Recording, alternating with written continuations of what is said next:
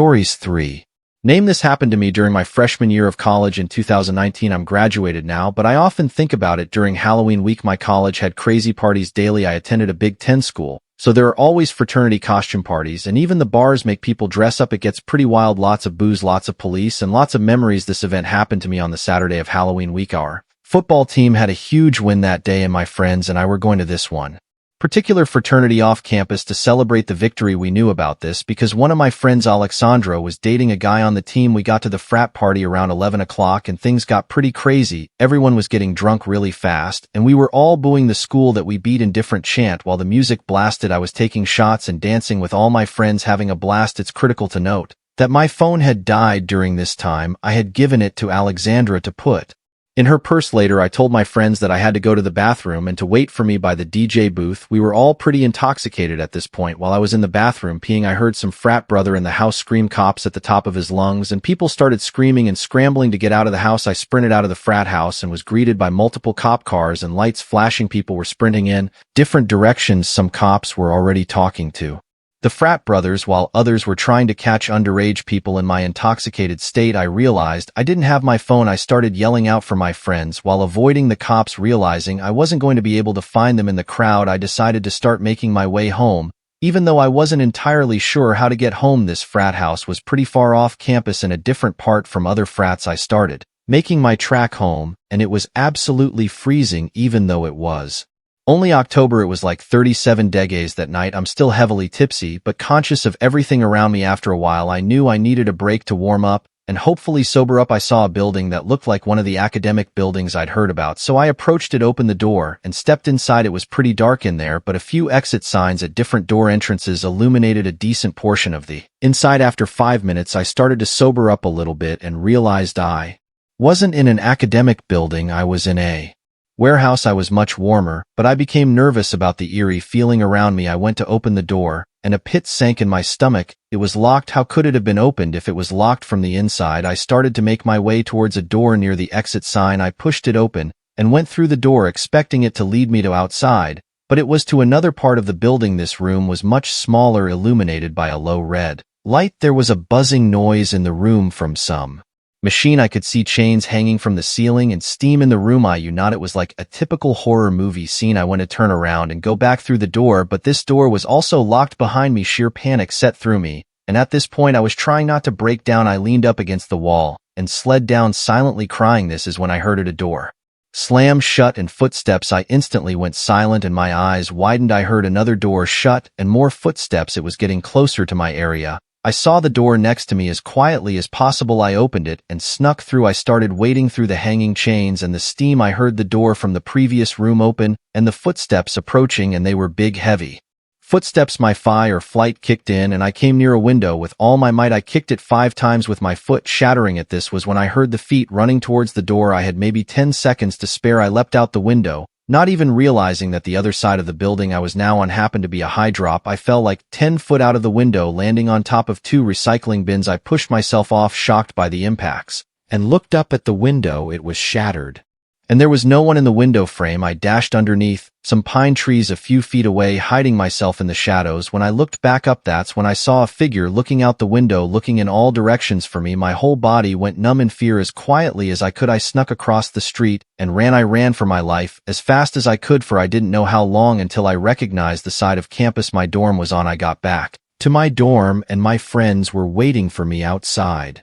Panicked and freaking out, they told me I had been gone for almost 4 hours. The following day, I told them of my experience. My friends' mouths hung open as they listened to me talk. After further discussion, I discovered that it was a building that hadn't been used in several years. The pit in my stomach hit me again. Whoever was in the building wasn't a cop. He wasn't night security. This was some random person after me. It still makes me sick to this day. If I hadn't been more quiet or thought as quickly, I could be dead. Even though I tried to find out information, nothing came up. It still remains the scariest thing that's ever happened to me. Stories 2. Life. This is a fresh story happening pretty recently. My family and I were driving to college to help me move in, as I'm currently a first student. Once we arrived, I found out that I would be living in a Jack and Jill, which means you and another room share the same bathroom.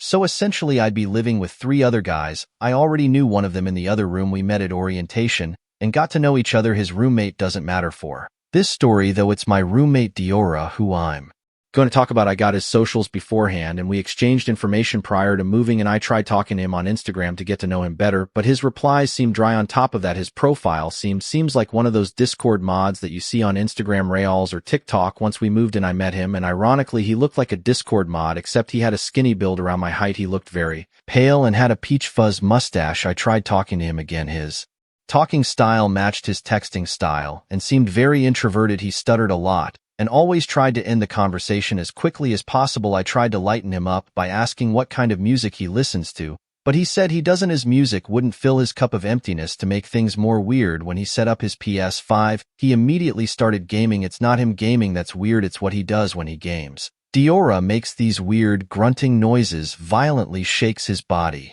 and laughs when he spams the controller, and he puts his feet in his desk cabinet, occasionally grabbing his feet and pulling them towards his body during his shakes as well. He whispers to himself as he plays by himself or with his online friends, and then he usually repeats what he whispered twice in a gig manner. He stays in the room 24/7 and almost never does homework. His movements alone freak me out as I'm trying to sleep, but there's more to the story. Sometime around the first week, I went out with some friends that I met in my dorm building, and I came back pretty late to my dorm around 1 a.m. 𝐬𝐭𝐨𝐫𝐫 looked asleep in his bed, so I nudged it off as I went to my cabinet, which was right next to my bed. I felt my arm hairs get goosebumps and felt the urge to turn around, so I did. 𝐬𝐭𝐨𝐫𝐫 was staring right at me with a slight grin on his face. I yelped and said, "Holy 𝐬𝐭𝐨𝐫𝐫, why are you looking at me like that?" He laughed it off and said, "Dark time," and turned around to face the wall. This creeped me out, and it happened, I want to say, 3 more times. I tried to move out, but my college said they didn't have any dorms open, so I tried to move into the other room, but one of the other roommates didn't want to leave as well. This meant I was stuck with 𝐬𝐭𝐨𝐫𝐫 for the semester, and I just had to deal with it. About 3 months passed by, and I come back from my English class. When I opened the door to my dorm, 𝐬𝐭𝐨𝐫𝐫 stood up in a panic, asking me why I'm back so early. This was weird, as my English class actually ended late, hence me getting back late. I asked him if he needed the room to himself, and he declined, striking some weird pose that looked like it was from some anime, and he said that I shouldn't be worried at all. I visibly cringed at him, and his statement only made me more uncomfortable. I noticed he had a box on his desk, and when I brought it up, he told me that it wasn't important. I shrugged it off. At this time, I noticed that my iPhone charger and my scissors were missing. I asked 𝐬𝐭𝐨𝐫𝐫𝐫 if he saw it, and he said he had it. He handed me the scissors, and as he was handing me the iPhone charger, the cable knocked his box over to me as well. The box opened, and what I saw made my heart sink. A sticky note that had my name on it fell out alongside. This was what looked to be a see-through case. Inside of it, eyelashes, a pair of glasses, a pair of my socks, and a disposable photo of me that I took as a joke. He collected all of it up off the floor as he tried explaining the meaning of it, and I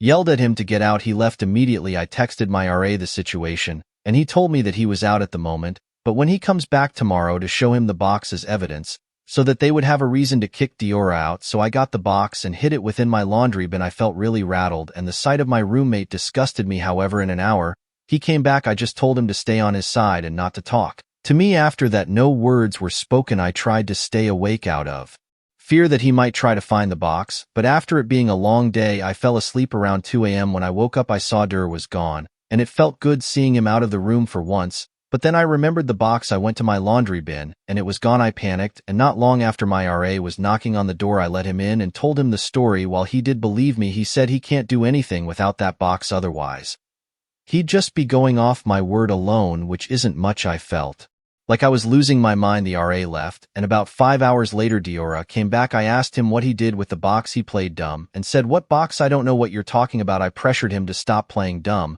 but 𝐬𝐭𝐨𝐫𝐫𝐫 kept denying it. I couldn't stand look, nor be in the same room with him anymore. It's now second semester, and yes, I'm still dorming with 𝐬𝐭𝐨𝐫𝐫𝐫. Unfortunately, he did let me know that he will never do it again, and that if he does, he'll let me know and we'll move out. Immediately, I took his word, and we're still dorming as of today. However, I stay out of the room as much as I can. He still creeps me out. The worst part is that I can't sleep sometimes nor focus during the day as I keep thinking of what was in the box. Why did he steal my photo? Why did he steal my socks? What were the glasses for? The part that leaves me scared each time is what those eyelashes were doing there, and perhaps weirdest of all was he labeled the box with my stories. 1.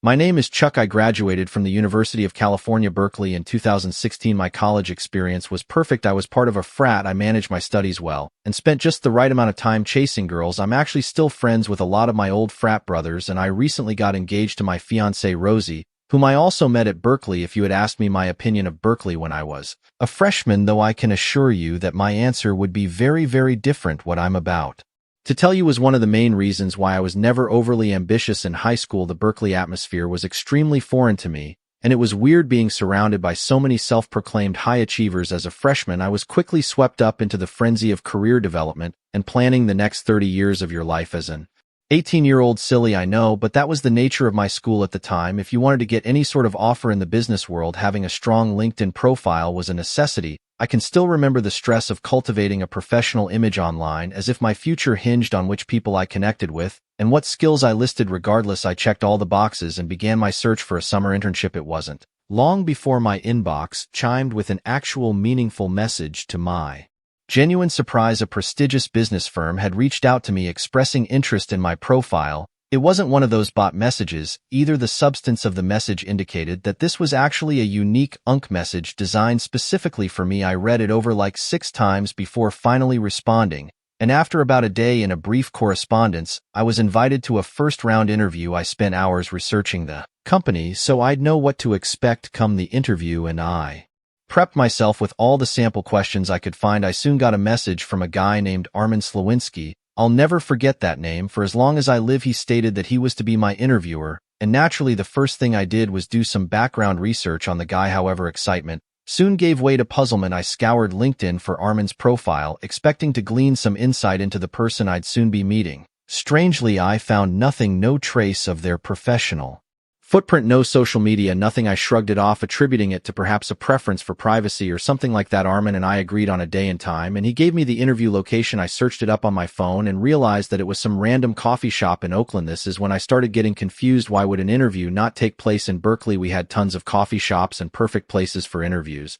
in our college town, so I was just perplexed. The address online seems pretty normal though, so I didn't think much of it. A day before the interview, I told my friend Riley about the situation. He was even more confused than I was, telling me that the situation seemed fishy. I agreed with him, but I figured it was worth it for the position I might be getting. He asked me how I was getting there, and I told him I was Ubering. He offered to give me a ride as he wasn't doing anything at the time. I thanked him and took him up on his offer. Little did I know I might not even be telling the story if he hadn't offered to drive me. It was 4 in the afternoon the next day, and Riley rolled up to my dorm. Admittedly, I was extremely nervous, and this was one of my first interviews. I got in the car, and we were off. 20 minutes later, I told Riley to drop me off on the street as I didn't want to be seen having a friend drop me off for an interview. I thanked him, and he offered to wait for me. I asked him if he was sure, and he smirked, pulling out a big bag of weed from inside of his dashboard. I left, then shut the door. I walked a couple minutes to the location and froze in my tracks. I looked up at the literal construction site in front of me. There was no coffee shop. Even stranger, this entire area wasn't residential at all. Like all the buildings looks closed or private. Confused, I double-checked my phone and confirmed that I was in the right location. This entire block must have been recently